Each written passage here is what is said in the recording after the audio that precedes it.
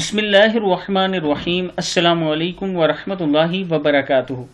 عابد راجہ channel کی طرف سے آج میں اپنے دوستوں کو رسول اللہ صلی اللہ علیہ وآلہ وسلم کا ایک فرمان بتاؤں گا۔ اس سے پہلے میں اپنے تمام دوستوں سے گزارش کروں گا کہ اس ویڈیو کو آپ نے آگے ضرور شیئر کرنا ہے۔ تو شروع کرتے ہیں۔ بسم اللہ الرحمن الرحیم۔ اس کے باوجود کہ نبی اکرم صلی اللہ علیہ وآلہ وسلم کے جسم اطہر کو اللہ تعالیٰ نے معطر بنایا تھا، آپ کے پسینے سے بھی خوشبو آتی تھی، پھر بھی خوشبو لگانا آپ صلی اللہ علیہ وآلہ وسلم کو بے حد پسند تھا۔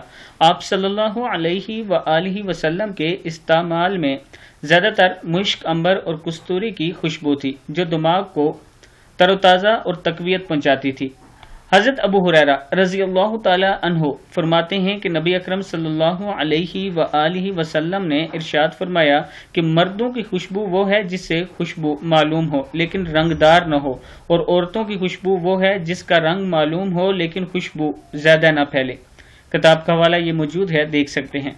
حضرت ابو موسیٰ اشعری رحمہ اللہ فرماتے ہیں کہ آپ صلی اللہ علیہ وآلہ وسلم نے ارشاد فرمایا، جو عورت خوشبو لگائے پھر وہ لوگوں کے پاس اس گھر سے جائے تاکہ وہ اس کی خوشبو سونگیں تو وہ عورت زانیہ ہے۔ نسائی شریف کی حدیث ہے۔ اس طرح سرما لگانا بھی آپ صلی اللہ علیہ وآلہ وسلم کی سنت ہے۔ حضرت ابن عباس رضی اللہ تعالی عنہ نے فرمایا کہ نبی اکرم صلی اللہ علیہ وآلہ وسلم سونے سے پہلے ہر آنکھ میں عصمت سرما 3 سلائیاں لگاتے اور فرماتے، سرما بینائی کو روشن کرتا ہے۔ ترمذی کی حدیث ہے۔ اسی طرح بالوں میں تیل لگانا اور کنگھی کرنا بھی آپ صلی اللہ علیہ وآلہ وسلم کے معمولات میں شامل تھا۔ یہ حضرت ابو موسیٰ اشعری رضی اللہ تعالی عنہ ہے کہ آپ صلی اللہ علیہ وآلہ وسلم نے ارشاد فرمایا، جو عورت خوشبو لگائے پھر وہ لوگوں کے پاس اس گھر سے جائے تاکہ وہ اس کی خوشبو سونگیں تو وہ عورتیں زانیہ ہیں۔ کتاب کا حوالہ یہ موجود ہے، آپ دیکھ سکتے ہیں۔